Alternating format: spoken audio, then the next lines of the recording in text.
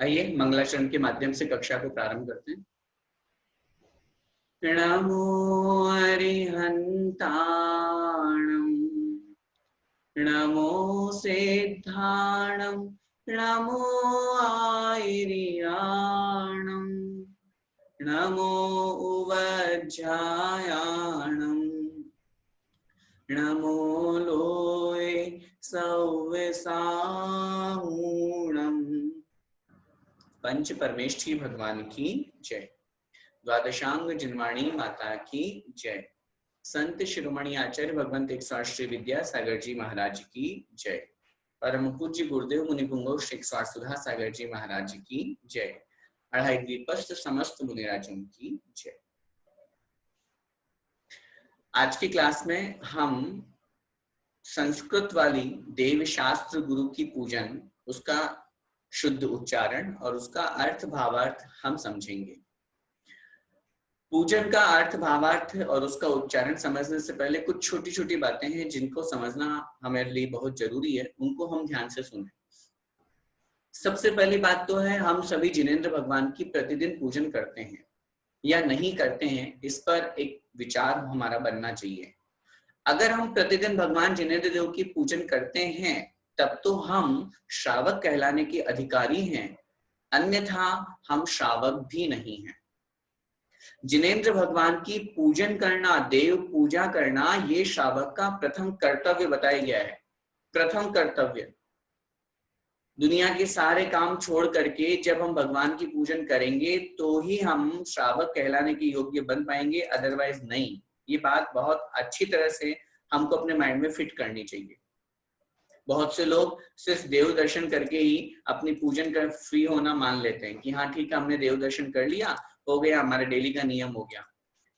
मैं आपको बहुत स्पष्ट रूप से कहना चाहता हूं, नित्य देव दर्शन का वर्णन, ध्यान से सुनिएगा, नित्य देव दर्शन का वर्णन हमारे शास्त्रों में नहीं लिखा। श्रावक के लिए देव दर्शन का, ये तो हम लोगों को प्रेरित करने के लिए कि चलो भाई कोई कुछ भी नहीं कर रहा तो तुम दर्शन तो करो। हम श्रावकों के लिए कर्तव्यों में जहां भी कथन किया गया, देव पूजा का ही वर्णन आचार्यों ने किया है। आचार्य कुंद स्वामी महाराज जो महान आचार्य हुए, जिन्हें गौतम स्वामी के बाद में स्मरण किया जाता है, ऐसे महान आचार्य कुंद स्वामी महाराज ने बहुत स्पष्ट रूप से लिखा, दानम पूया मुखम, अर्थात दान और पूजा ये दो श्रावक के मुख्य कर्तव्य है। और झाणम अध्यवसानम, अध्यवसानम अर्थात अध्ययन, ध्यान और अध्ययन स्वाध्याय, ये साधु के दो मुख्य कर्तव्य हैं। हम श्रावकों के लिए ध्यान नहीं कहा। बहुत से एकांत पक्ष वाले महानुभाव या उनसे जो मिले हुए हैं, उनकी संगति में जो है, वो पूजन छोड़ करके और ध्यान करने बैठ जाते हैं। हमें तो बस आत्मा दिख रही है, हमें तो बस ध्यान कर रहे हैं। किसका ध्यान कर रहे हैं? हम गृहस्थियों का ध्यान 1 मिनट से क्या आधे मिनट से ज्यादा टिक ही नहीं सकता एक किसी वस्तु के ऊपर। हमारा मन विचलित होगा ही होगा। इसलिए हम लोगों के लिए ध्यान का कथन नहीं है, हम लोगों के लिए जिनेंद्र भगवान की पूजन का और दान का कथन है। तो इसलिए मैं आप लोगों से बड़े विनम्र भाव से निवेदन कर रहा हूँ। आचार्य कुंद स्वामी महाराज ने, आचार्य वीरसेन स्वामी महाराज ने तो क्या लिखा? उन्होंने तो लिखा, दान, पूजा, शील और उपवास। दान, पूजा, शील और उपवास। शील का मतलब ब्रह्मचर्य और उपवास का मतलब उपवास, व्रत आदि करना। ये श्रावक के 4 मुख्य कर्तव्य है। इसमें भी उन्होंने दान को स्वीकार किया है, पूजन को स्वीकार किया है। स्वाध्याय नहीं दिया उन्होंने, ध्यान नहीं दिया उन्होंने। बाद में आचार्य पद्मनंदी महाराज ने बाद में 12वीं-13वीं शताब्दी में जाकर के फिर श्रावक के 6 आवश्यक लिखे, 6 कर्तव्य लिखे।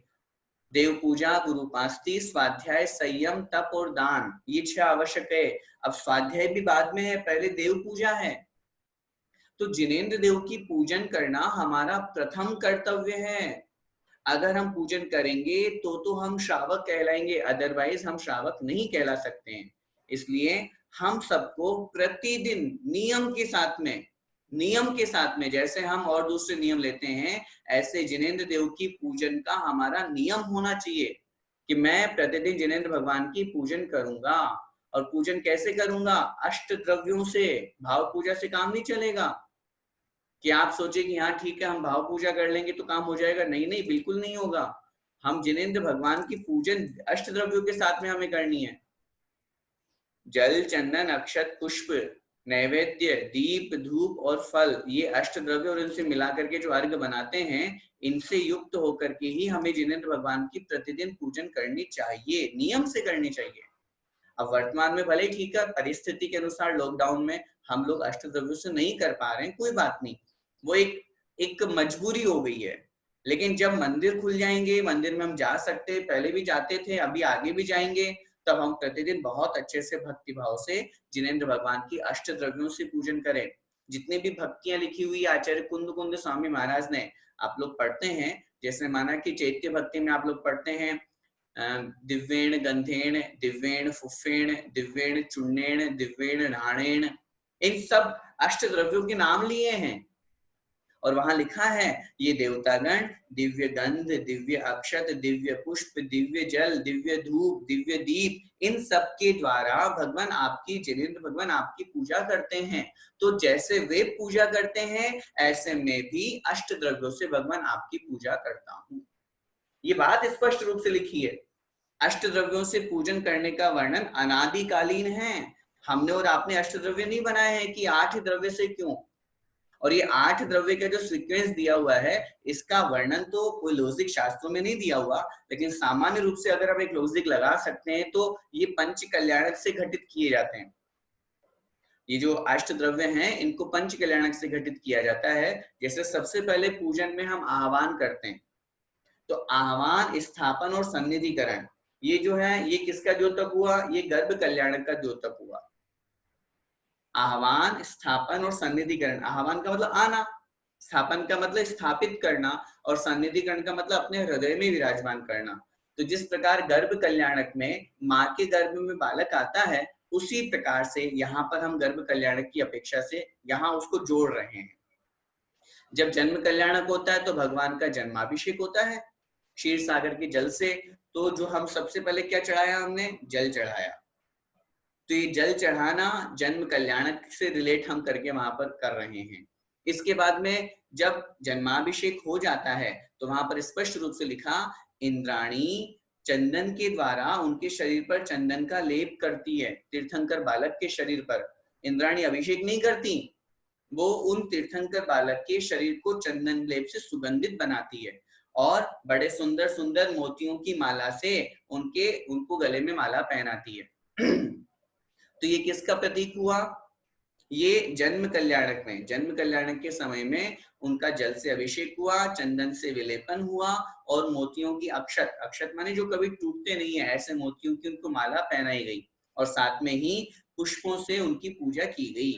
तो इस अपेक्षा से यहाँ पर जन्म कल्याणक में ये 4 अर्घ लिए जाते हैं।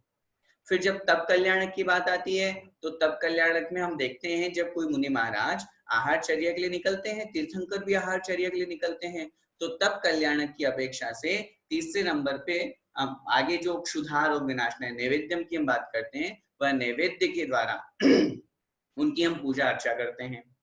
इसके बाद में जब मोह रूपी अंधकार पूरा नाश हो जाता है, मोहनी कर्म का नाश हो जाता है, तो क्या प्रकट होता है, 12वां गुणस्थान आता है। 10वें गुणस्थान के अंत में मोहनी कर्म का नाश हुआ, 12वें गुणस्थान में शेष 3 घातीय कर्मों का नाश करके और केवल ज्ञान को प्राप्त हुआ।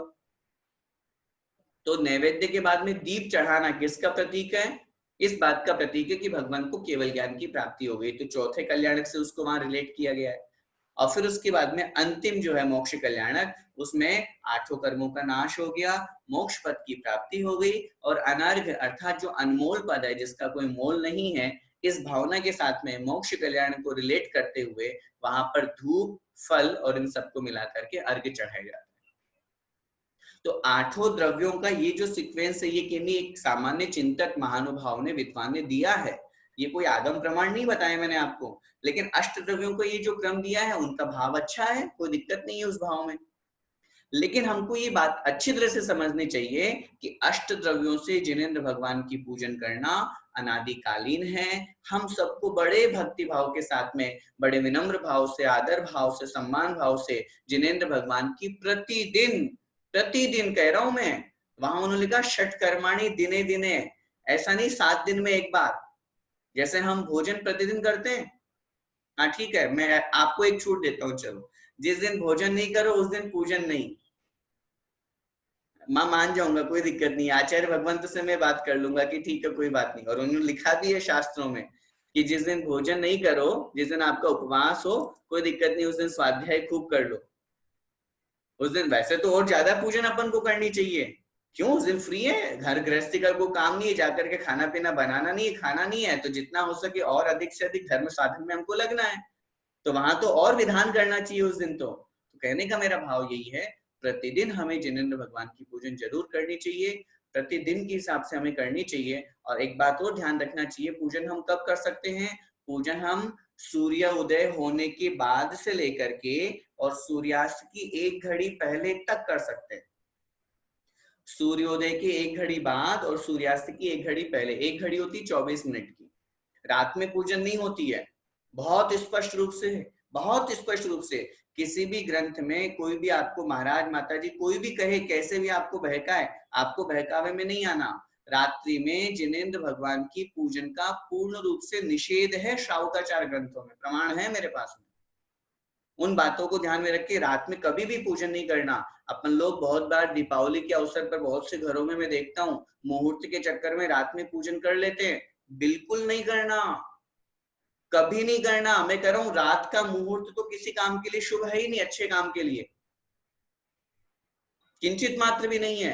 दीपावली आदि के अवसर पे भी हमें प्रातःकाल जिनेंद्र भगवान के मंदिर में और दोपहर अथवा सायकाल, गोधूली बेला शब्द का प्रयोग किया वहां पे, रात होने से पहले पहले हमको सायकाल के समय भगवान की पूजन अपने घर पे, अपने दुकान पर, जहां हमको अपना प्रतिष्ठान है वहां करना चाहते हैं तो वहां हम कर सकते हैं, लेकिन रात्रि पूजन किंचित मात्र भी नहीं होगी। इस बात का विशेष रूप से ध्यान रखें, ठीक है। तो ये कुछ कुछ बातों की जानकारी थी जो मुझे आप लोगों को देनी थी। हम सबको बड़े भक्ति भाव के साथ में भगवान जिनेंद्र देव की पूजन करनी ही चाहिए। और जब हम पूजन करते हैं तो पूजन का सीक्वेंस मैंने आप लोगों के बीच में भिजवाया है। अगर हम बहुत पुरुष पर्याय को हमने प्राप्त किया है, सौभाग्य है हमारा, तो ऐसी स्थिति में हम लोगों को प्रतिदिन भगवान का अभिषेक जरूर करना चाहिए। अगर हम अभिषेक नहीं कर सकते, स्त्री पर्याय में है अथवा हमारे शरीर में ऐसा कोई रोग हो गया है कि हम अभिषेक नहीं कर पा रहे हैं, या कोई ऐसी सूतक पातक आदि की अवस्था है, तो हम ऐसी स्थिति में अभिषेक देख सकते हैं, शांति धारा देख सकते हैं, गंधोदय किसी और के माध्यम से ले सकते हैं सूतक पातक की स्थिति में।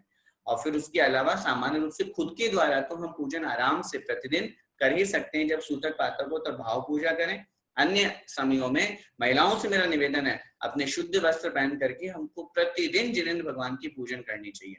आप लोग अभिषेक तो नहीं कर सकते, आप शांति धारा तो नहीं कर सकते, कोई बात नहीं, लेकिन पूजन करना हमारा प्रथम कर्तव्य है, प्रथम कर्तव्य है। मैं फिर कह रहा हूं बार बार आपको, आप कितना भी दान कर लीजिए, कितनी भी तीर्थ यात्रा कर लीजिए, अगर आप पूजन नहीं करते तो आपका श्रावक पने के ऊपर प्रश्न चिन्ह लग जाएगा कि हम श्रावक भी है कि नहीं है।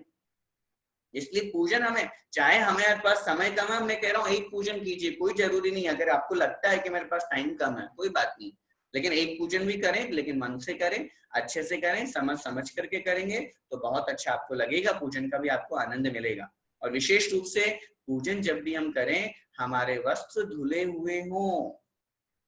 बहुत सी महिलाएं साड़ियों को जो यूज करती हैं वो डेली के डेली या जो भी अशुद्ध को भी यूज कर लेती है, वो नहीं होना चाहिए। पूजन के समय हमारे जो वस्त्र हो, पुरुष वर्ग तो चूंकि विशेष रूप से जो अभिषेक करते हैं तो उन्हीं वस्त्रों में पूजन करते हैं, अन्य पुरुष महानुभाव जो अभिषेक नहीं कर पाते हैं उनके जो पैंट शर्ट है वो भी धुले हुए हों और महिलाओं की साड़ी भी वहां पर धुली हुई हो, और उसमें अपने को प्रतिदिन भगवान की पूजन करनी चाहिए। हाँ, अगर आपके साड़ी में आप वॉशरूम नहीं गए हैं तो आप उसको आकर के मंदिर से आके बिल्कुल तह करके रख दीजिए और उसी को पहन के दूसरे दिन जा सकते हैं।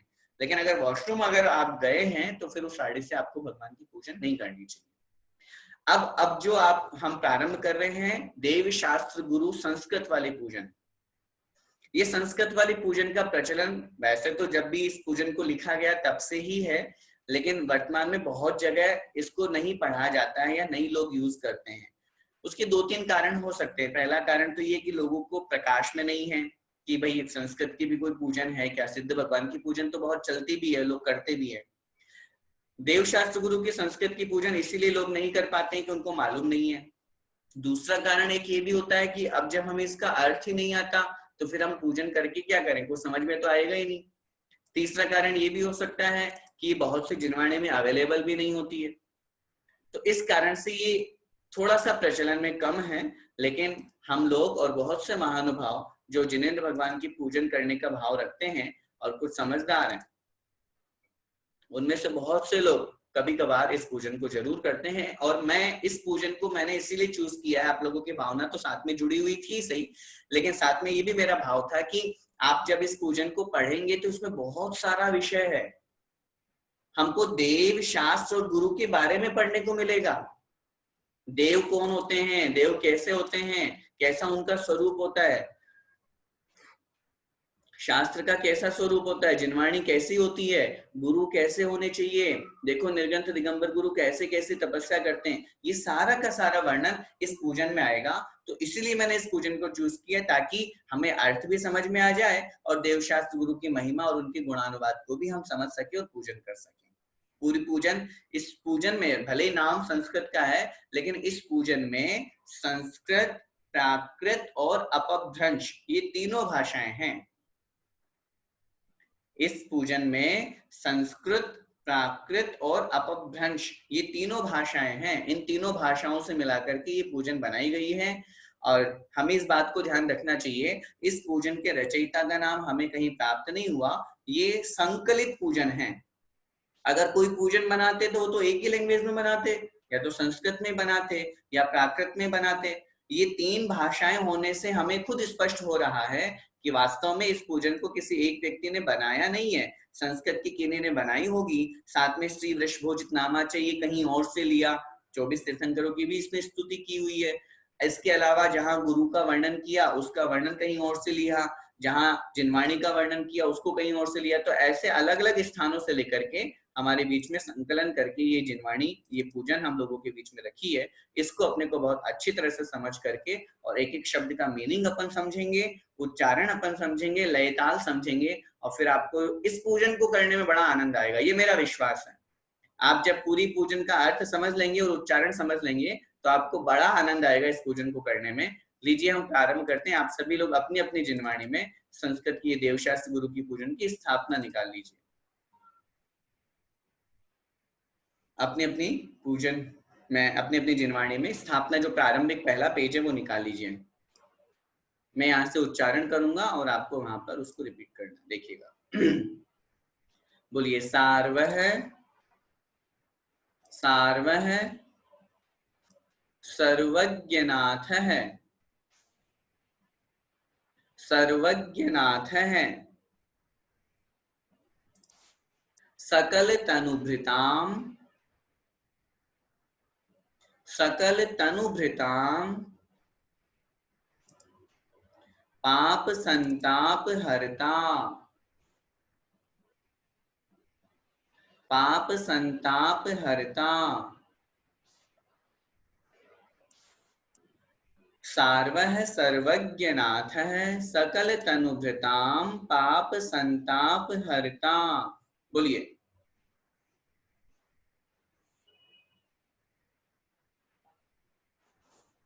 त्रैलोक्याक्रांत कीर्ति क्षत मदन रिपुर। अपने साथ में पेंसिल लेके बैठेंगे या फिर कॉपी पेन लेके बैठेंगे, ताकि जहां हमें रुकना है वहां पेंसिल से टिक करेंगे, यहाँ हमें रुकना है, आधा रह कहाँ बोलना है और उसको उच्चारण कैसे वो बड़े ध्यान से सुनना है। क्योंकि संस्कृत थोड़ी सी टफ भी है, ऐसा मत समझिएगा, इसलिए बड़े ध्यान से सुन करके। त्रैलोक्याक्रांत कीर्ति ही क्षत मदन रिपुर रिपुर घाति कर्म प्रणाश है घाति कर्म प्रणाश है। बोलिए आगे। श्रीमान श्रीमान निर्वाण संपद निर्वाण संपद वर युवती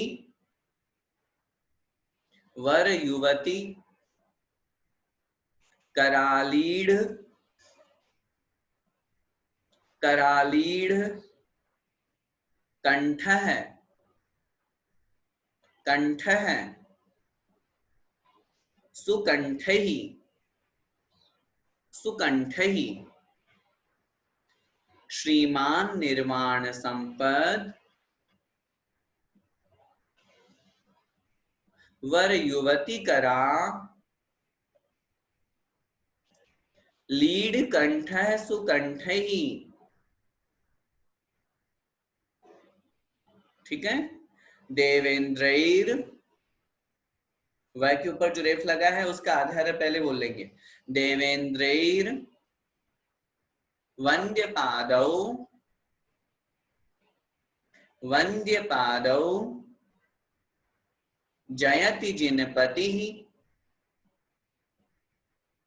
जयति जिनपति,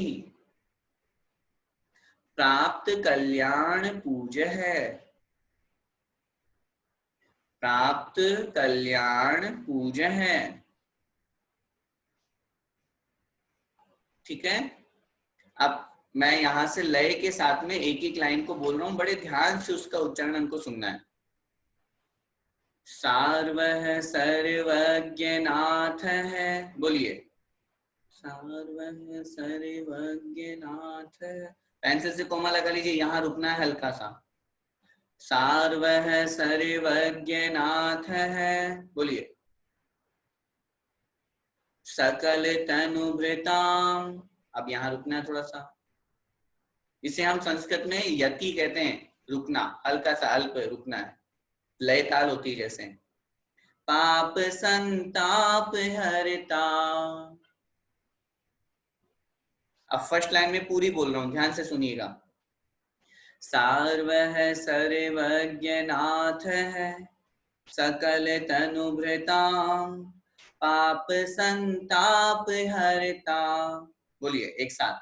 सार्वः सर्वज्ञ नाथ है, सकल तनुभृताम, पाप संताप हरता। आगे नेक्स्ट लाइन। त्रैलोक्याक्रांत कीर्ति, क्षत मदन रिपुर, घाति कर्म प्रणाश है। बोलिए। त्रैलोक्याक्रांत कीर्ति, क्षत मदन रिपुर, घाति कर्म प्रणाश है। ठीक है। श्री, अब कहाँ रुकना है ये आपको थोड़ा ध्यान से लगा करके अपने पेंसिल से नोट, वहां नोट करें या फिर आप अपने माइंड में फिट करें, ताकि उसी लय से अपन को बोलना है। श्रीमान निर्वाण संपत, यहां तक।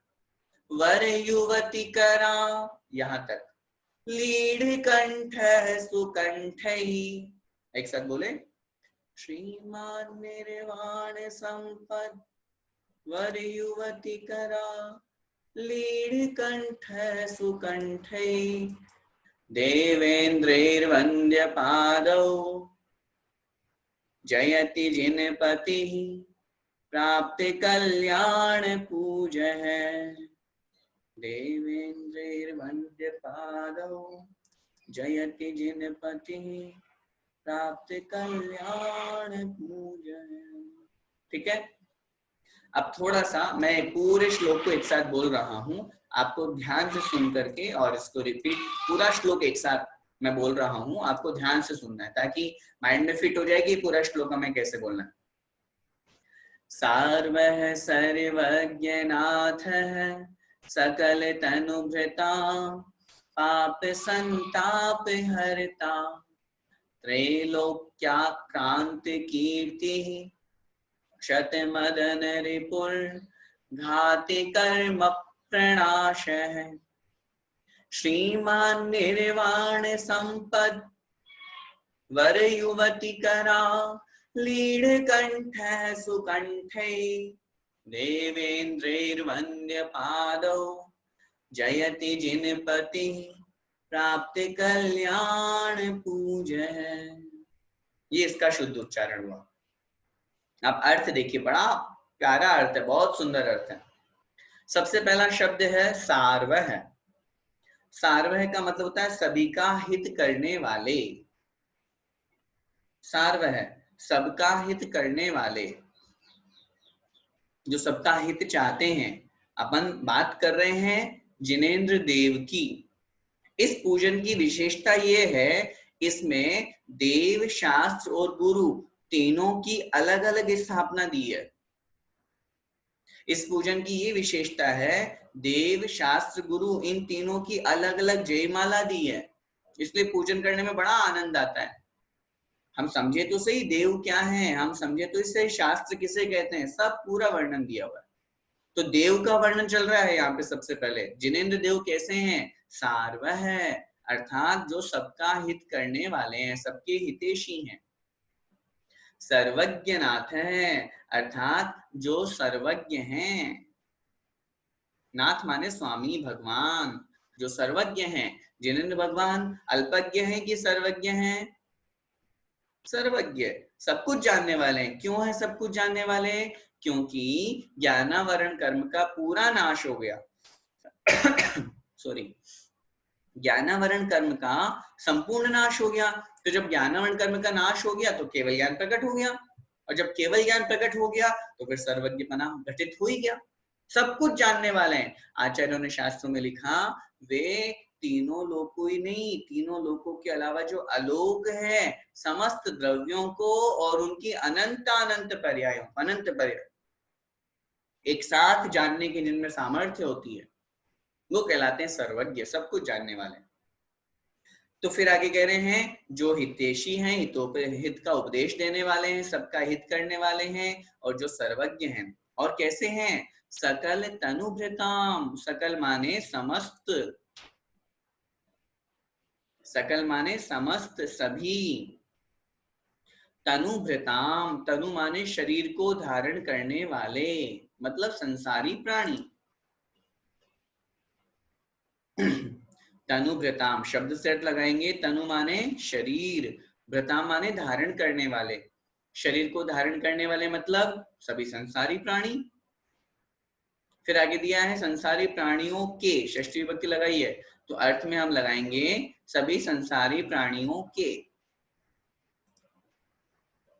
ठीक है, क्या मतलब हुआ, सकल तनुभृताम, सभी संसारी प्राणियों के, पाप संताप हरता। लिखिए अपनी कॉपी में, पाप मतलब पाप को, संताप माने कष्टों को, हरता माने नष्ट करने वाले। जिनेंद्र भगवान कैसे हैं, जिनेंद्र भगवान की महिमा से संसारी प्राणियों के पाप और कष्ट, पाप और दुख सब नष्ट हो जाते हैं, सब समाप्त हो जाते हैं। ये भगवान जिनेंद्र देव की महिमा है, ये भगवान जिनेंद्र देव की महिमा है। क्योंकि भगवान की भक्ति स्तुति वंदना करने से हमारे जीवन में जो पाप कर्म है वे नष्ट हो जाते हैं, समाप्त हो जाते हैं। उनके निमित्त से पुण्य कर्म का बंध होता है और पापों की निर्जरा होती है। ठीक है, फर्स्ट लाइन समझ में आई। फर्स्ट लाइन, सार्वः है, जो सबका हित करने वाले हैं, हितोपदेशी हैं। सर्वज्ञनाथ हैं, जो सब कुछ जानने वाले हैं। सकल तनुभृताम, सभी संसारी प्राणियों के पाप संताप हरता, पाप को और संताप को, हरता माने नष्ट करने वाले हैं, हरण करने वाले। ठीक है, ये विशेषता हुई पहले। आगे देखिए, त्रैलोक्याक्रांत कीर्ति ही, संधि विच्छेद करेंगे, त्रैलोक्य आक्रांत कीर्ति ही। त्रैलोक्य अर्थात तीनों लोकों में, त्रैलोक्य अर्थात तीनों लोकों में, आक्रांत, आक्रांत मतलब फैली है, व्याप्त है। क्या व्याप्त है, कीर्ति माने प्रसिद्धि, यश।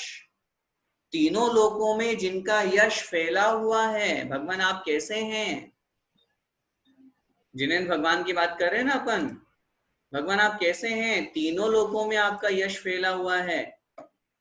ऊपर ऊर्ध्वलोक में देवतागण भी आपकी खूब पूजा करते हैं, अधोलोक में जो भवनवासी वेंतर देव है उस अपेक्षा से भी आपकी वो लोग भी पूजा करते हैं। अधोलोक की अगर अपन तीनों लोक की बात करें तो किसी के मन में ये प्रश्न उठ सकता है कि अरे अधोलोक में तो नारकी रहते हैं, वो कैसे भगवान की पूजा करेंगे। उत्तर मिलेगा, नारकी तो रहते ही हैं, लेकिन अधोलोक में पहली पृथ्वी के जो 3 भाग होते हैं रत्न प्रभा के, खर भाग, पंख भाग और अभोल भाग, उसमें भवनवासी और व्यंकर देव भी तो निवास करते हैं, और उनके भवनों में भी अकृत्रिम चैत्यालय होते हैं, उनके निवास स्थान में वे भी प्रतिदिन जिनेंद्र भगवान की पूजन अर्चन करते हैं। इसलिए अधोलोक की अपेक्षा से उन देवों को ग्रहण करना, ऊर्ध्वलोक की अपेक्षा से वैमानिक देवों को, और मध्यलोक में तो हम सभी हैं ही मनुष्य। तो तीनों लोकों में जिनकी क्या कीर्ति मतलब प्रसिद्धि फैली हुई है कि जिनेंद्र भगवान ऐसे होते हैं। अब आगे देखिए, क्षत मदन रिपुर घाति कर्म प्रणाश है, संधि विच्छेद करेंगे तो क्षत मदन रिपुहु, घाती के घ के ऊपर जो रेफ लगा हुआ है वो विसर्ग में चेंज हो जाएगा, रिपुहु, रिपुहु बन जाएगा। क्षत मतलब नष्ट कर दिया है, क्षत का मतलब नष्ट कर दिया है, किसको? मदन, मदन माने काम वासना, कामदेव, इच्छाएं।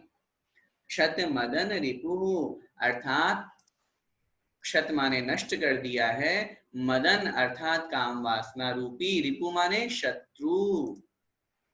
संसार का सबसे बड़ा रोग ही है काम की इच्छा, वासना, उसको जिन्होंने क्षत अर्थात क्षत विक्षत नष्ट कर दिया, समाप्त कर दिया। रिपु माने शत्रु। तो क्या मतलब हुआ? पहली लाइन, दूसरी लाइन में सबसे पहला जो विशेषण दिया, त्रैलोक्य आक्रांत कीर्ति ही, तीनों लोकों में जिनकी कीर्ति जिनकी प्रसिद्धि फैली हुई है ऐसे हे भगवान आप। दूसरी विशेषता दी, क्षत मदन रिपुहु अर्थात नष्ट कर दिया है, मदन अर्थात काम वासना रूपी, रिपु माने शत्रु को, जिन्होंने अपनी इच्छा काम वासना रूपी शत्रु को क्षत माने नष्ट कर दिया, भगा दिया, दूर कर दिया। और फिर आगे कह रहे हैं घाति कर्म प्रणाश है, घाती कर्म मतलब घातिया कर्मों को, प्रणाश है जिन्होंने नाश कर दिया, प्रणाश है प्रकृष्ट रूप से नाश कर दिया, प्र शब्द आगे लगा दिया। प्रकृष्ट रूप से नाश करने का क्या तात्पर्य है? अब कभी वापस लौट के देखेंगे भी नहीं वो कर्म भगवान की तरफ, इतने उत्कृष्ट रूप से प्रकृष्ट रूप से उनका नाश कर दिया। घातिया कर्म कौन कौन से होते हैं अपनी कॉपी में नोट कीजिए। कर्म 2 प्रकार के लिखिए, मुख्य रूप से कर्म 2 प्रकार के, घातिया कर्म और अघातिया कर्म। इनकी डेफिनेशन भी लिख लीजिए, बहुत बार मन में प्रश्न होता है ये घातिया कर्म किसे कहते हैं। उत्तर मिलेगा, जो आत्मा के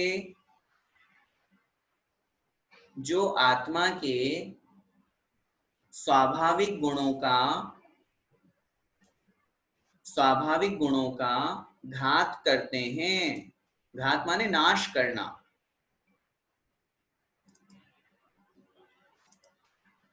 जो आत्मा के स्वाभाविक गुणों का घात करते हैं, नाश करते हैं। स्वाभाविक गुण कौन कौन से होते हैं? अब पहले घातिया कर्मों के नाम लिखिए, 4 घातिया कर्मों के नाम। ज्ञानावरण, दर्शनावरण, मोहनीय और अंतराय। ये जो 4 प्रकार के कर्म है ये घातिया कर्म कहलाते हैं।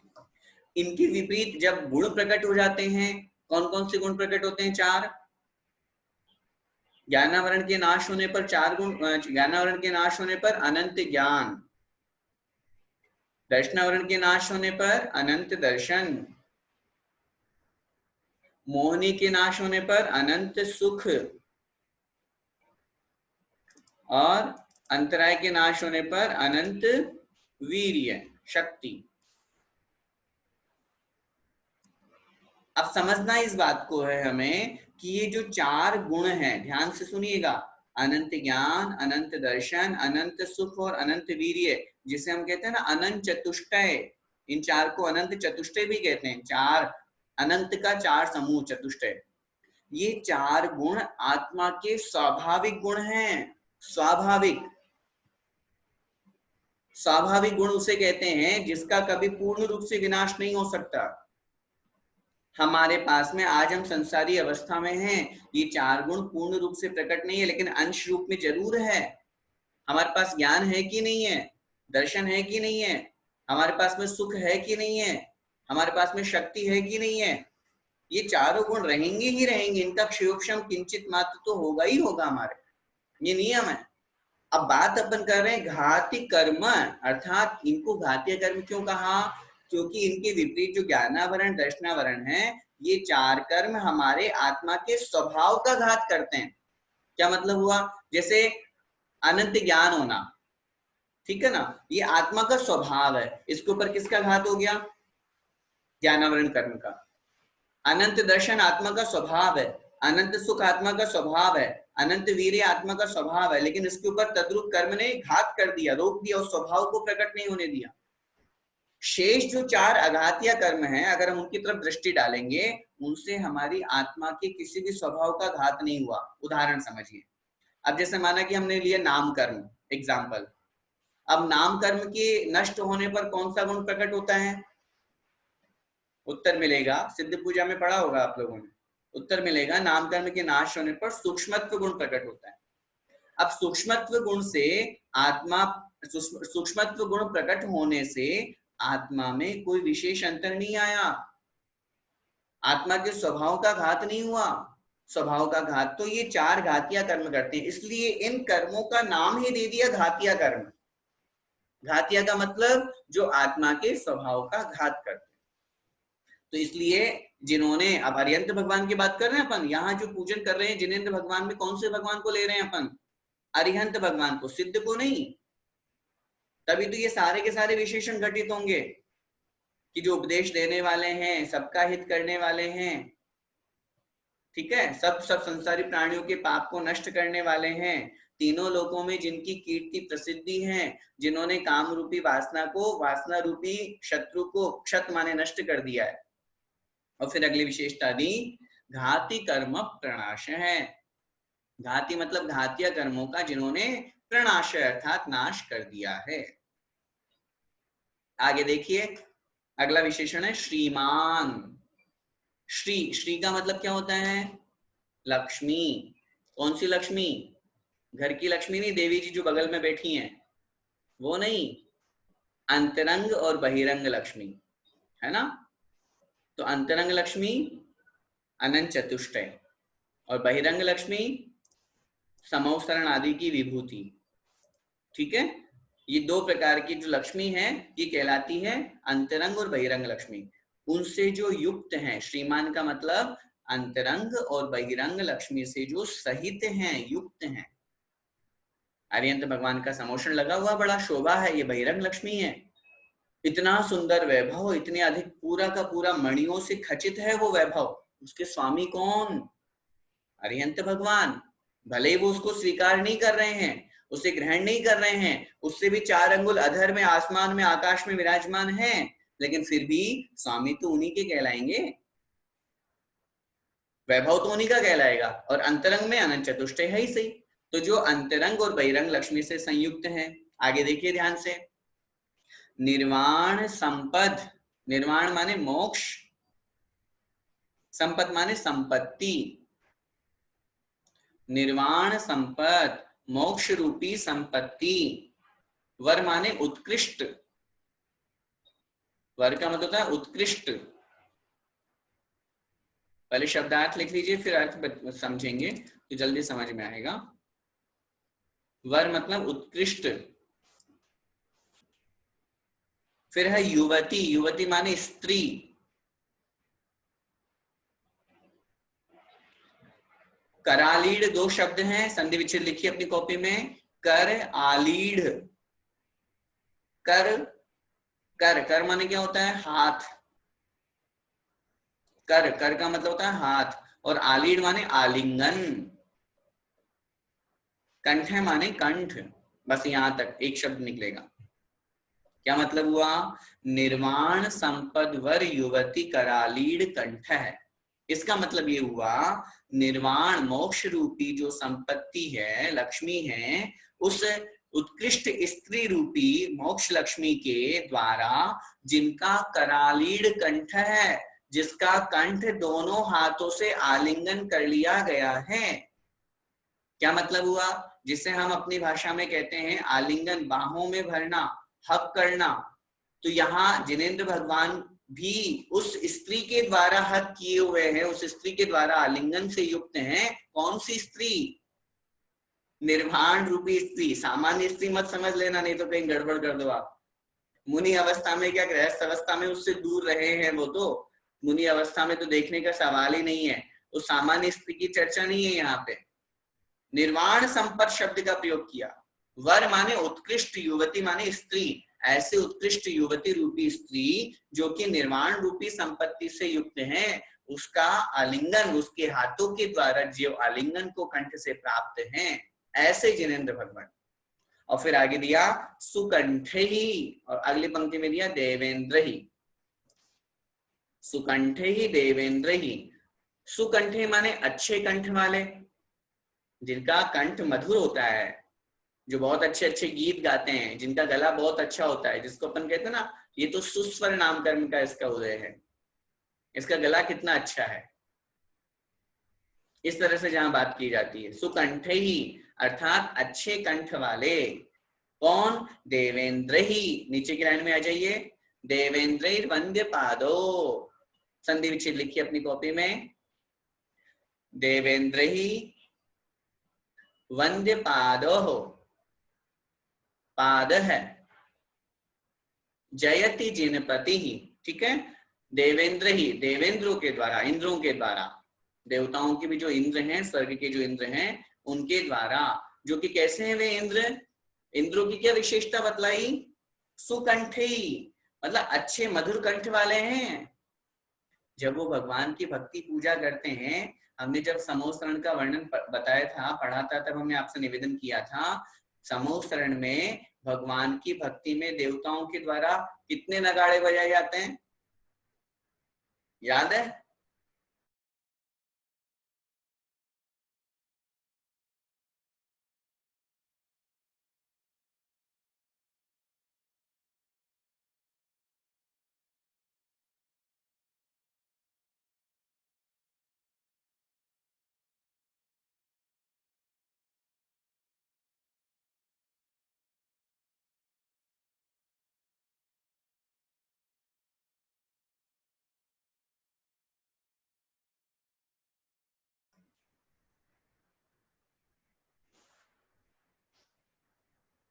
तो हम बात कर रहे थे सुकंठी देवेंद्र ही, अर्थात अच्छे कंठ वाले। देवेंद्रों का, इंद्रों का विशेषण यहाँ पर बतलाया गया, जो अच्छे कंठ वाले हैं, सुमधुर कंठ वाले हैं।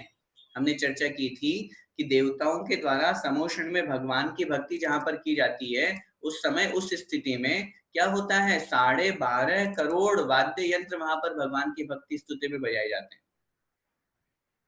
तो कहने का तात्पर्य ये है वो जो 12.5 करोड़ वाद्य यंत्र बजे हैं, वो अच्छे हैं, उनके साथ में गुणगान कीर्तन करने वाले अनेक देवता गण हैं, उन देवताओं के द्वारा भगवान की भक्ति की जाती है। तो यहाँ पर इसलिए विशेषता बतलाई है, सुकंठे देवेंद्र ही वंद्य पादव। सुकंठे अच्छे कंठ वाले, मधुर कंठ वाले देवेंद्रों के द्वारा वंद्य पादो, जिनके चरण वंदनीय हैं, जिनके चरणों की वंदना की जाती है, ऐसे जयति जिनपति ही। जयति मतलब जय हो, ऐसे उन भगवान, जिनपति माने जिनेंद्र भगवान की, ऐसे जिनेंद्र भगवान की जयति अर्थात जय हो, जयशील रहे। कैसे हैं वो? प्राप्त कल्याण पूजा है, अर्थात प्राप्त किए हैं कल्याणकों में पूजा, मतलब जिनकी कल्याणक होने पर विशेष पूजा होती है। प्राप्त माने जो युक्त है, सहित है, किससे? कल्याण पूजा। जब भगवान जिनेंद्र देव का कोई कल्याणक होता है, हम देखते हैं 5 कल्याणक तीर्थंकरों के होते हैं ना, विदेश क्षेत्र की अपेक्षा से 2 अथवा 3 कल्याणक वाले भी तीर्थंकर होते हैं, लेकिन मुख्य रूप से अपने को यहाँ पर समझना है कल्याणकों के समय जिनकी विशेष पूजा अर्चना होती है, ऐसे जिनेंद्र भगवान जयति अर्थात जयवंत हो। ठीक है, समझ में आया? एक बार पूरी श्लोक का, चारों लाइन का अर्थ ध्यान से देखें। मैं हिंदी हिंदी बोलूंगा, आपका ध्यान संस्कृत के शब्दों पर होना चाहिए। देखिएगा, सार्वः अर्थात जो सबका हित करने वाले हैं, हितोपदेशी हैं। सर्वज्ञनाथ हैं अर्थात जो सर्वज्ञ है, सबको जानने वाले हैं। समस्त संसार के प्राणियों के पाप रूपी संताप को, कष्टों को नष्ट करने वाले हैं।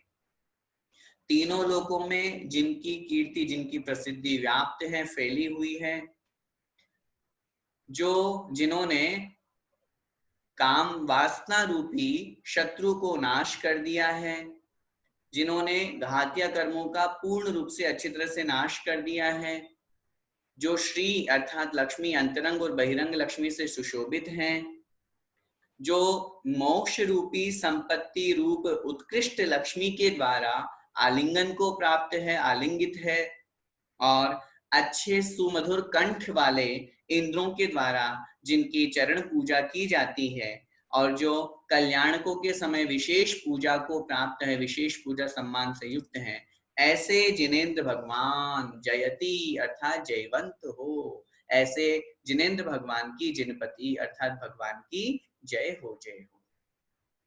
अब आगे देखिए एक एक शब्द का उच्चारण। जय जय जय, बोलिए श्री सतकांति प्रभो, श्री सतकांति प्रभो जगताम पते। जय जय जय श्री सतकांति प्रभो जगताम पते। जय जय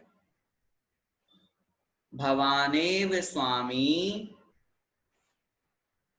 भवानेव स्वामी भवाम्भसि मज्जताम। जय जय भवानेव स्वामी भवाम्भसि मज्जताम। आगे जय जय महामोह, महामोह ध्वांत, ध्वांत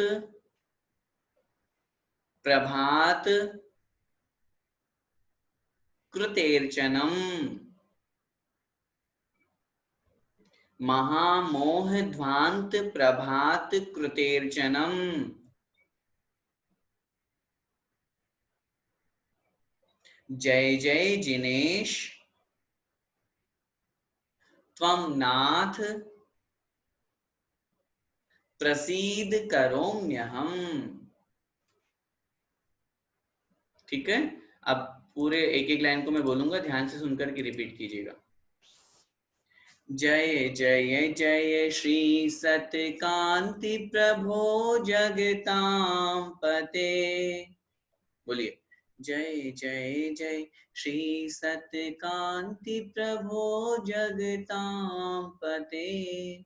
जय जय भवानेव स्वामी भवाम्भसि मज्जिताम्। जय जय भवानेव स्वामी भवाम्भसि। जय जय महामोह ध्वांत प्रभात कृतेर्चनम्। जय जय महामोह ध्वांत प्रभात कृतेर्चनम्। जय जय जिनेश त्वमेनाथ प्रसीद करोम्यहम्। जय जय जिनेश त्वमेनाथ प्रसीद करोम्यहम्। पूरे श्लोक को बोलेंगे एक साथ, मेरे साथ रिपीट कीजिएगा। जय जय श्री, जय जय जय श्री सतकांति प्रभो जगतां पते। जय जय भवानेव स्वामी भवाम्भसि मज्जिताम्। जय जय महामोह ध्वांत प्रभात कृतेर्चनम्। जय जय जिनेश त्वमेनाथ प्रसीद करोम्यहम्। अब यहाँ जिनेंद्र भगवान की विशेषता भी बतला रहे हैं और साथ में उनकी जय जयकार भी कर रहे हैं। जय जय जय, हे भगवान आपकी जय हो, जय हो, जय हो। श्री सतकांति प्रभो। श्री सत, श्री माने जो लक्ष्मी है, श्री से युक्त है। सतकांति अर्थात अच्छी कांति, कांति माने शरीर की आभा, शोभा, अर्थात हे सतकांति अर्थात सुंदर आभा वाले प्रभु मतलब जिनेंद्र देव। हे भगवान, आपके शरीर की आभा बहुत सुंदर है, बहुत महान है आप, आपकी जय हो। क्योंकि हमने पढ़ा है भगवान जिनेंद्र देव जो होते हैं उनके शरीर का वर्ण कैसा होता है, स्वर्ण वर्ण के होते हैं, वो तपाए हुए सोने के वर्ण वाले होते हैं। ये तो इस हुंडाओ सर्पनिकाल का दोष रहा कि अन्य तीर्थंकर अन्य वर्ण वाले हुए कुछ तीर्थंकर, लेकिन वैसे तो सभी तीर्थंकर जो होते हैं ये स्वर्ण वर्ण वाले ही होते हैं। तो जिनकी आभा, जिनकी कांति बड़ी महान है, ऐसे हे भगवान आपकी जय हो। आगे शब्द का प्रयोग किया, जगताम पते, जो जगत के स्वामी हैं। जगताम माने जगत के, संसार के, पते माने जो स्वामी हैं, जगतपति अर्थात संसार के स्वामी। ऐसे हे भगवान आपकी जय हो। जय जय, हे भगवान आपकी जय हो, जय हो। आप कैसे हैं? भवानेव स्वामी। भवान एव, भवानेव है, संधि विच्छेद करेंगे, भवान एव। भवान मतलब आप, एव माने ही, आप ही है स्वामी, भगवान आप ही हो क्या? आगे शब्द का प्रयोग किया, भवाम भसी मज्जताम। संधि विच्छेद लिखिए अपनी कॉपी में, भव अंभसी, भव अंभसी। भव माने संसार रूपी, अंभसी माने समुद्र में,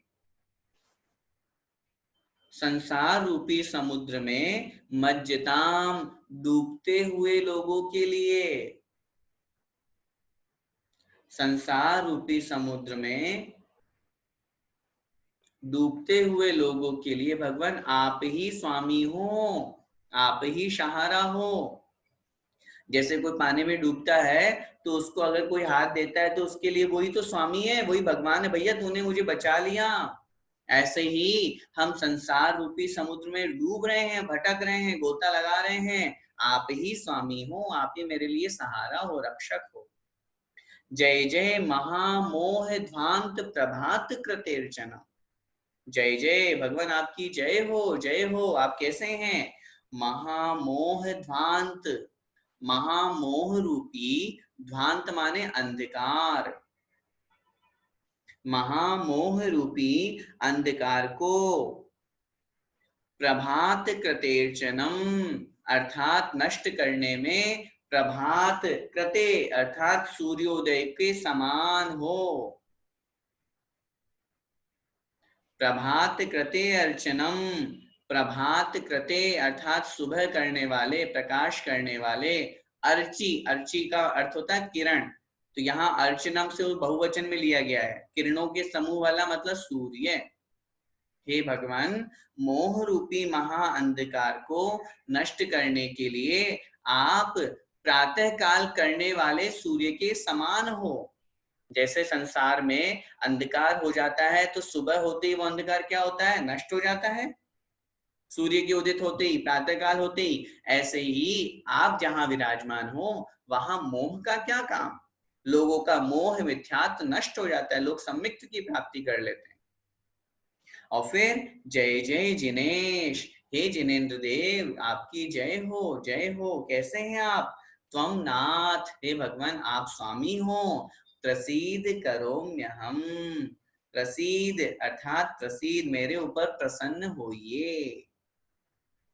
हे भगवान, हे जिनेश, त्वम प्रसीद, आप मेरे ऊपर प्रसन्न हो।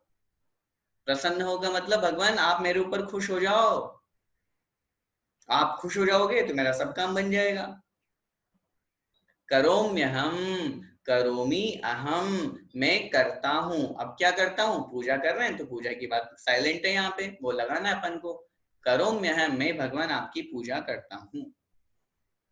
ठीक है, सरल है। पूरे श्लोक का नीचे वाले लाइन, पूरे का अर्थ नीचे फिर से देखें। हे जिनेन्द्र देव, हे सुंदर कांतिमान प्रभु, जगत के स्वामी, आपकी जय हो, जय हो, जय हो। हे भगवान, आप ही इस संसार रूपी समुद्र में डूबते हुए लोगों के लिए सहारा हो, शरण हो, इसलिए भगवान आपकी जय हो। महामोह रूपी अंधकार को नष्ट करने के लिए आप सुबह करने वाले, प्रातःकाल करने वाले सूर्य के समान हैं। हे भगवान आपकी जय हो। और फिर अंत में विशेषता दी, हे भगवान आप मेरे ऊपर प्रसन्न होइए, मैं आपकी पूजा करता हूँ। ठीक है, यहाँ तक ही हुआ। अब इसके बाद में अब ये जो हम स्थापना करते हैं, ओम ह्रीम श्री भगवत जिनेन्द्र, अर्थात श्री भगवत जिनेन्द्र अत्र अवतर अवतर। हे भगवान श्री भगवत जिनेन्द्र जो हैं, भगवान जिनेन्द्र देव जो हैं, वो यहाँ आइए आइए, अत्र तिष्ठ तिष्ठ, यहाँ पर विराजमान होइए। और अत्र मम सन्निहितो भव भव वशट सन्निधि करणम, अत्र मतलब यहाँ पर मेरे सन्निकट होकर के मेरे हृदय में विराजमान हुई। ऐसा करके और फिर हमको यहाँ पर सिर्फ जिनेन्द्र भगवान की अभी देव की स्थापना हुई है। अब शास्त्र के बारे में बोलेंगे, फिर उनकी स्थापना, फिर गुरु के बारे में बोलेंगे, फिर उनकी स्थापना। इस तरह से 3 बार यहाँ पर स्थापना होती है। देखिए अब जिनवाणी का आगे का देखिए, जिनवाणी की विशेषता। एक एक शब्द को सुनिएगा। देवी श्री श्रुत देवते, देवी श्री श्रुत देवते, बोलिए उच्चारण कीजिए, भगवते, देवी श्री श्रुत देवते भगवती, भगवती त्वत्पाद पंकेरुह, त्वत्पाद पंकेरुह, द्वंद्वे यामि, द्वंद्वे यामि, शिलीमुखत्वमपरम, शिलीमुखत्वमपरम, भक्त्या मया प्रार्थ्यते, भक्त्या मया प्रार्थ्यते, द्वंद्वे यामि शिलीमुखत्वमपरम, भक्त्या मया प्रार्थ्यते।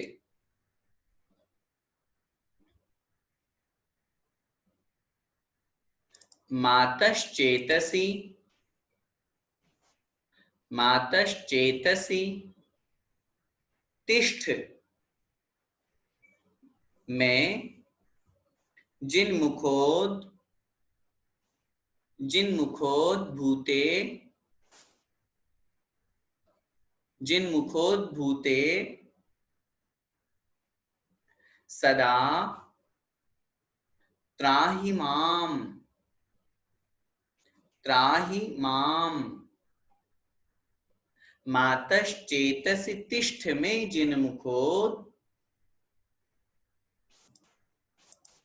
भूते सदा त्राहि माम। दृग्दानेन, दृग्दानेन मयि प्रसीद, मयि प्रसीद भवतीम, दृग्दानेन मयि प्रसीद भवतीम, संपूजयामोऽधुना,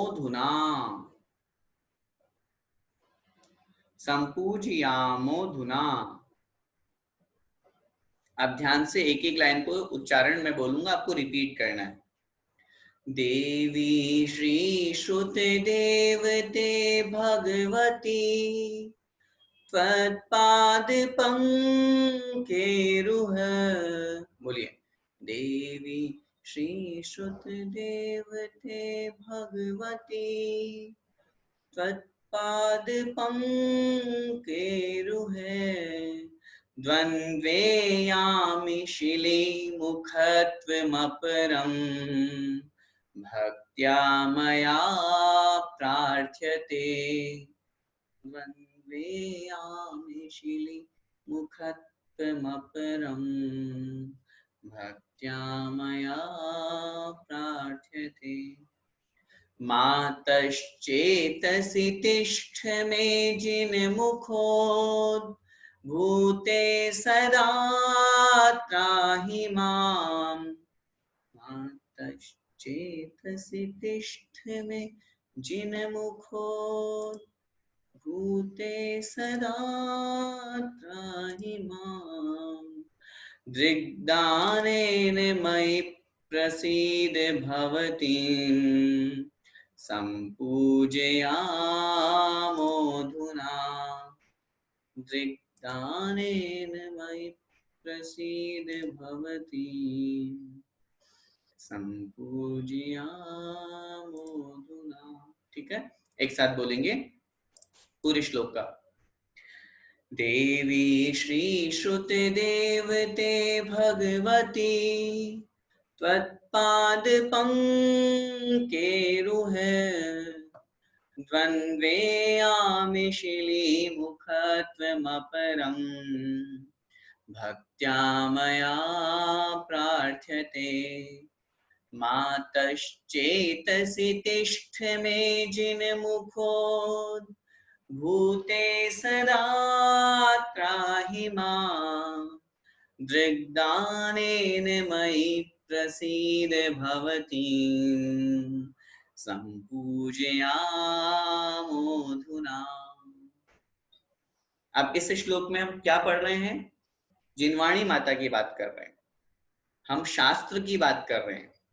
शास्त्र कैसा होता है? जो जिनेंद्र भगवान के मुख से उत्पन्न हुई जिनवाणी जिसे हम कहते हैं, उसे हम एक माता का रूप देते हैं क्योंकि वो जगत वंद्य है। इस अपेक्षा से देखिए अर्थ, देवी अर्थात जो देवी स्वरूप है, श्रुत की देवी जो है, श्री श्रुत देवते, हे श्री श्रुत देवता स्वरूप देवी, संबोधन है ये, हे देवी, हे सरस्वती देवी, हे जिनवाणी माँ।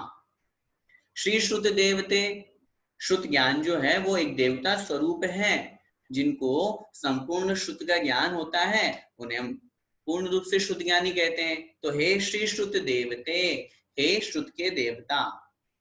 भगवती, भगवती अर्थात हे भगवती, जैसे भगवान होते हैं ऐसे ही स्त्री पर्याय में भगवती।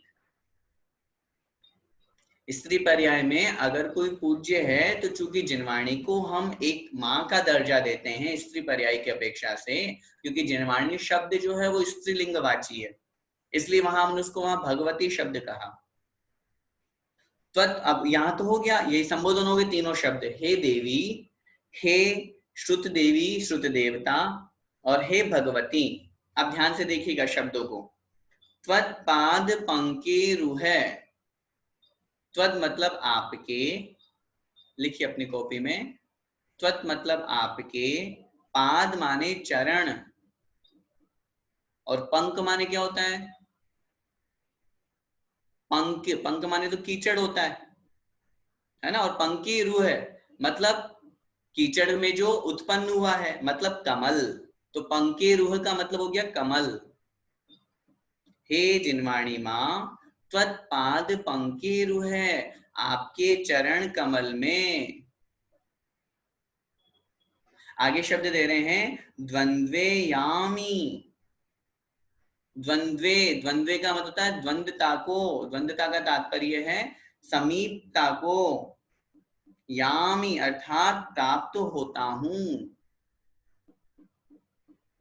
एक उदाहरण दे रहे हैं यहाँ पे, जैसे भौरा होता है, भौरा जैसे ही एक फूल को देखता है, कमल को देखता है, तो वो जैसे उसकी चिपक जाता है, उसका रस लेना चाहता है। वही अपनी खुद की उपमा कर रहे हैं यहाँ पे। अपन भी भौरे ही हैं, अपन सब कौन है? भौरे हैं। जैसे भौरा फूलों का रस चूसना चाहता है, वो जैसे ही कमल की चिपक जाता है, ऐसे अपना भी भगवान के चरणों में भौरापन है। हम बस भगवान के चरणों को स्पर्श करना चाहते हैं, वही चिपक गए। द्वंद्वे यामी अर्थात द्वंद्वता को, यामी मतलब प्राप्त हो जाता हूं, हो रहा हूं। किसकी तरह? शिली मुखत्वम अपरम। संधि विच्छेद लिखिए अपनी कॉपी में, शिली मुखत्वम, शिली मुखत्वम अपरम। शिली मुखत्वम का मतलब होता है भौरा। शिली मुखत्वम का मतलब भौरा। अपरम माने अपर ही, उत्कृष्ट रूप से। भक्त्या मया प्रार्थ्यते, भक्त्या माने भक्ति के साथ, मया मतलब मेरे द्वारा, प्रार्थते मतलब प्रार्थना की जाती है। भक्त्या मया प्रार्थ्यते, भक्ति के साथ मैं प्रार्थना करता हूं। अब पूरी लाइन का अर्थ देखिए, दोनों लाइन का।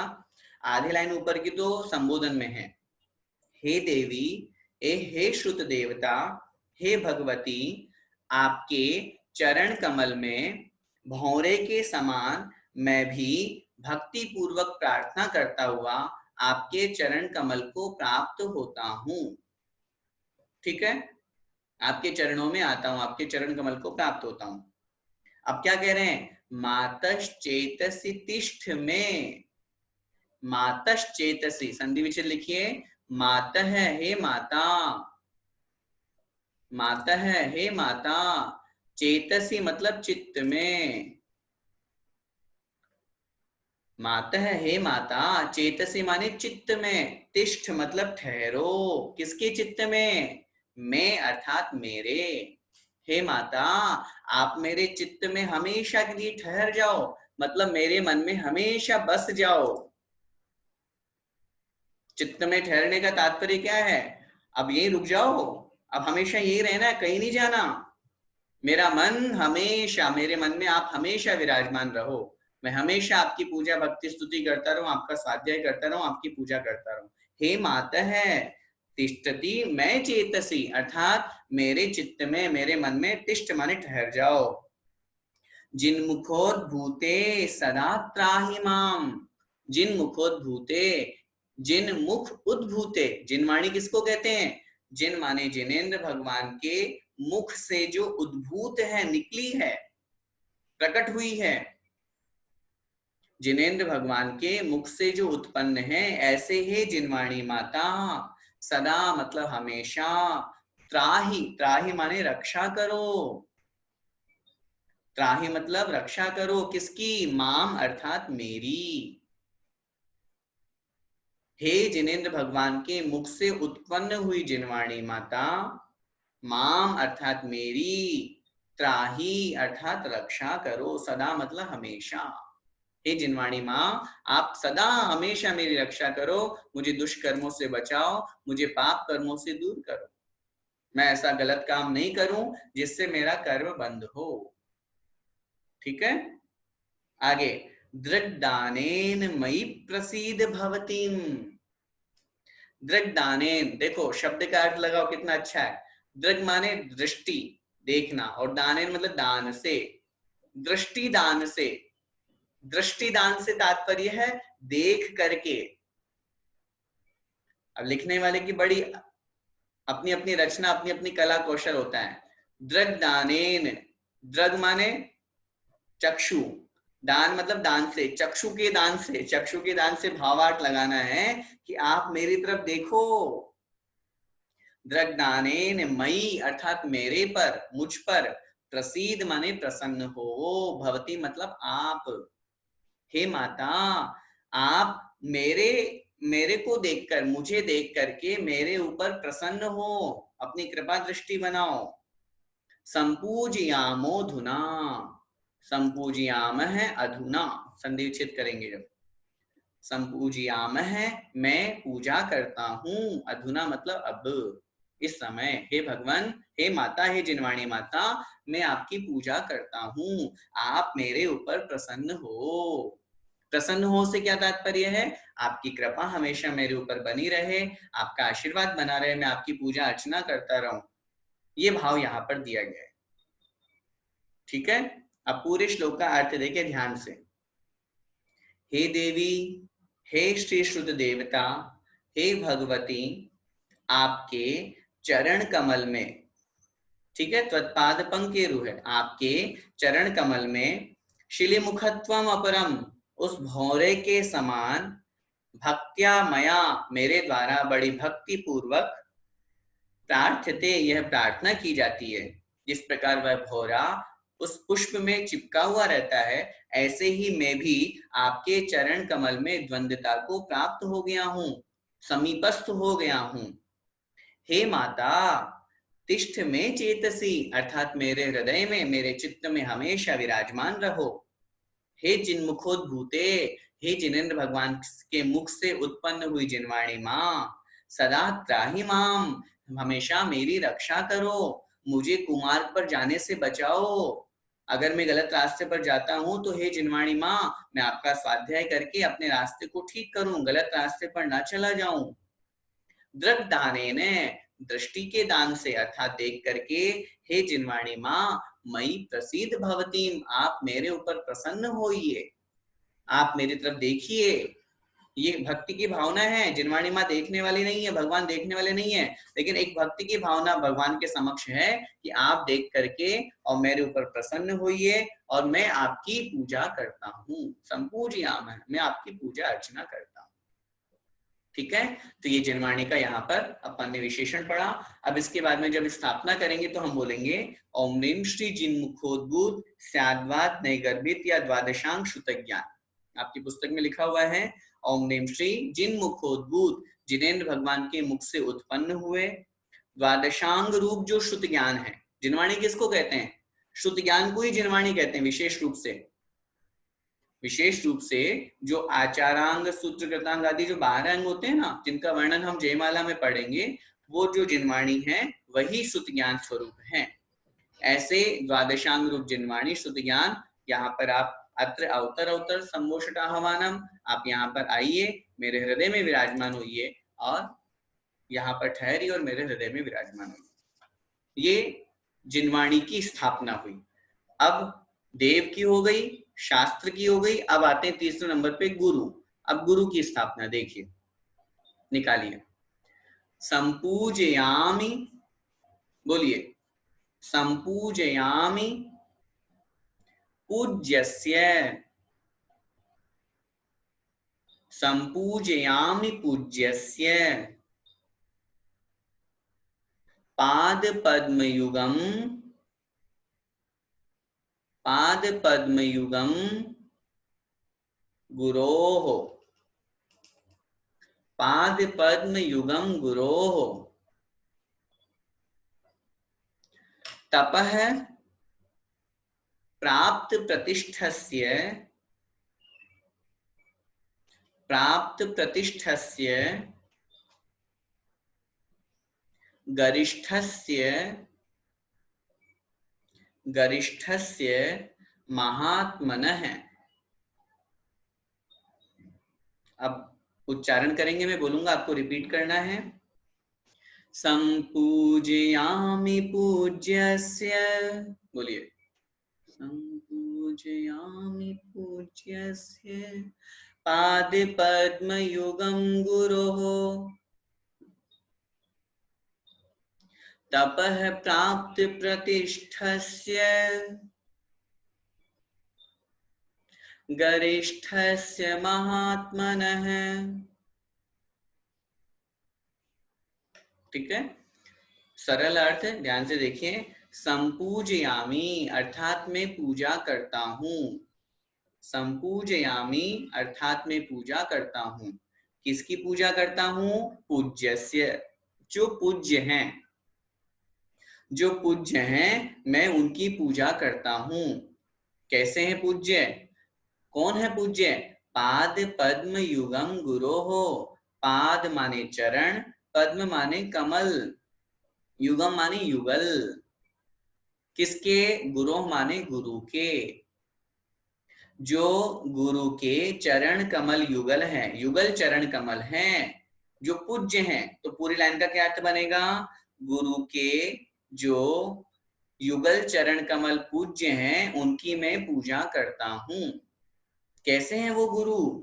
आगे विशेषण दिया, तपः प्राप्त प्रतिष्ठस्य, तपस्या करके जिन्होंने बड़ी प्रतिष्ठा प्राप्त की है, बड़ी प्रसिद्धि प्राप्त की है। प्रतिष्ठा मतलब मान सम्मान प्रसिद्धि, बड़े महान हो गए जो बड़ी बड़ी तपस्या करते हैं। गरिष्ठस्य, जो बड़े हैं, महान हैं। गरिष्ठ का मतलब बड़े और महान। ऐसे महात्मन है, ऐसे महात्मा की।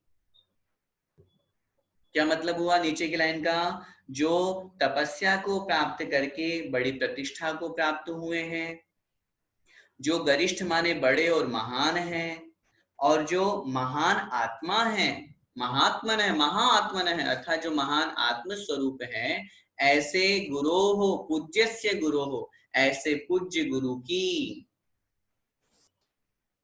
ठीक है, पूज्यस्य गुरु, ऐसे पूज्य गुरु की, गुरु के पाद पद्म युगम अर्थात चरण युगल चरण कमल को, ऐसे पूज्य गुरु के युगल चरण कमल को मैं क्या करता हूं, संपूजयामी अर्थात अच्छी तरह से पूजा करता हूं। पूजयामी नहीं लगाया, संपूजयामी लगाया, अर्थात अच्छी तरह से पूजा करता हूं। पूरे श्लोक का क्या अर्थ हुआ, फिर से देखिए। तपस्या से, तपस्या के कारण से जिनकी महान प्रतिष्ठा है, बड़ा नाम सम्मान है, जो वरिष्ठ हैं, गरिष्ठ हैं, बड़े हैं, और जो महान आत्म स्वरूप हैं, ऐसे पूज्य गुरु के युगल चरण कमल की मैं पूजा करता हूं। अब चरण कमल की पूजा करने का भाव है मैं उनकी पूजा करता हूं। वो तो एक कथन मात्र में आता है और कहने में आता है कि मैं भगवान आपकी पूजा कर रहा हूं, ठीक है। बात वही आ जाती है कि मैं आपके भगवान जिनेंद्र देव आपके चरणों की पूजा कर रहा हूं, मतलब आपकी पूजा कर रहा हूं। तो यहाँ गुरु के लिए कहा गया है, गुरु उसे ही कहते हैं, विशेष रूप से गुरु में यहाँ तपः शब्द का प्रयोग किया।